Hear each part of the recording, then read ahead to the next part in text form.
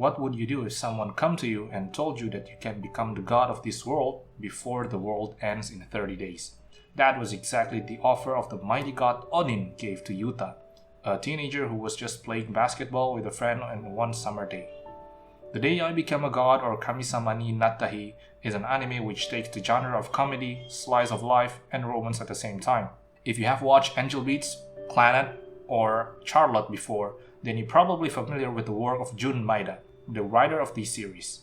This anime is Maeda's third work, and what that means is that probably you're gonna have to prepare your heart and stomach, because as his other works before, this anime will probably touch your deepest heart while giving you the warm feeling of a comedy world as well.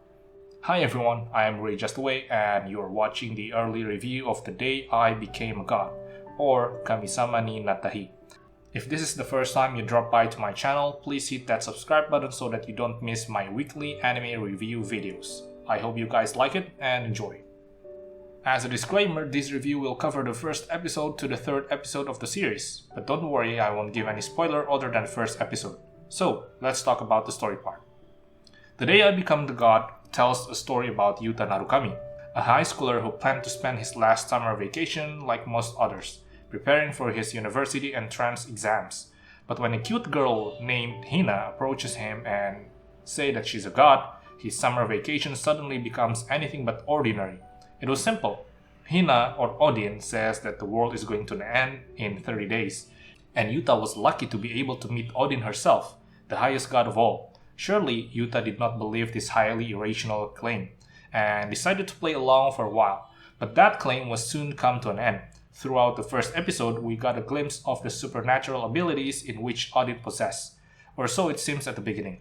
Yuta was so concerned about the safety of Hina, whom he thought a lost girl somehow, decided to accompany her without knowing that she is a real god, or hardly believe it as well.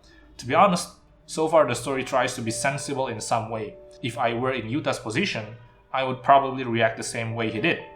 I mean, who would let a little girl playing cosplay run around the city all by herself? From the very first episode, there was a roller coaster of twists already.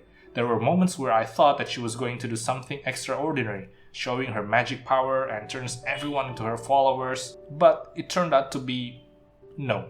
Hina acted like an ordinary elementary school girl who wanted to play with others. However, Hina also showed her omniscience power during the moments where we least expected it.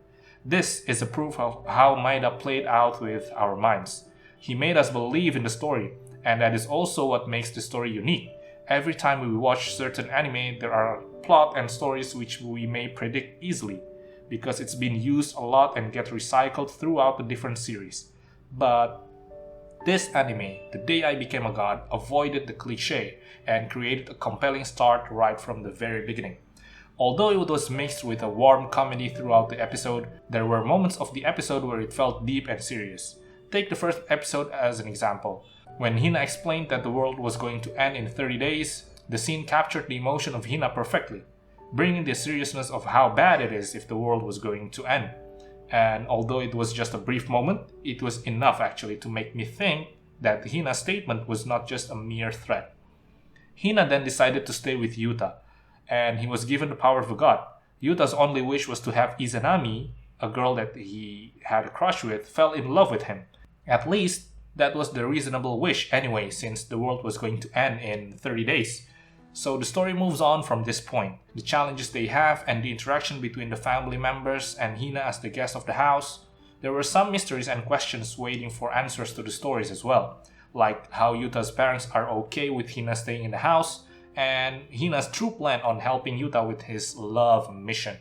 These questions will surely be answered in the upcoming episodes or towards the end of the series, I hope. Now looking up from the character's perspective.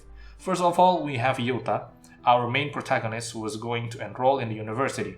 Yuta is a normal teenager who has a crush on his childhood friend, and he was kind-hearted, just like your normal everyday protagonist, but with a sense of humor. Hina, on the other hand, was eccentric.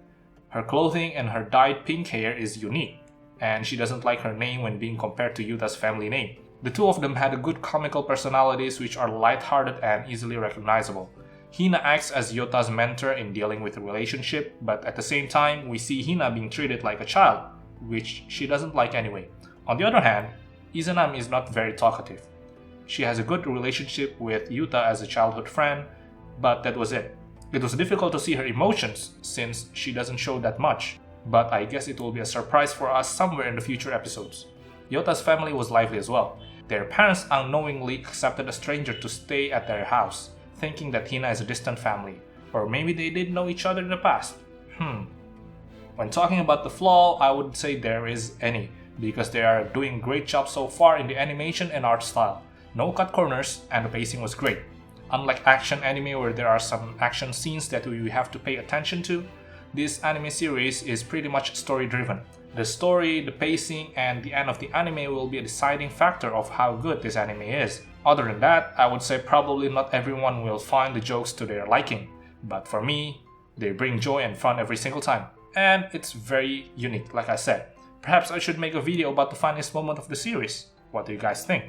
In conclusion, The Day I Became a God is taking a comedy romance slice of life genre into a single plate, and the story is unique on its own.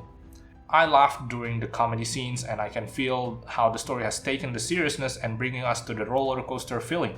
The title of the anime itself actually sounds generic, but the plot was great. So far, I have my own questions about the stories and about what's going on to happen next and so on. It isn't like any other anime where you could guess how the story was going to end. I can't wait to see the next episodes, and it could be tearjerker anime, as far as I'm concerned. Maeda, watch it. What do you guys think about this anime? Is it one of the best anime of the year for you? If not, what is your favorite anime this year? Let me hear them on the comment section down below. Anyway, if you guys like my video, please do subscribe because that will help me a lot and motivate me more in developing this channel. Until then, stay safe and arigatou gozaimasu!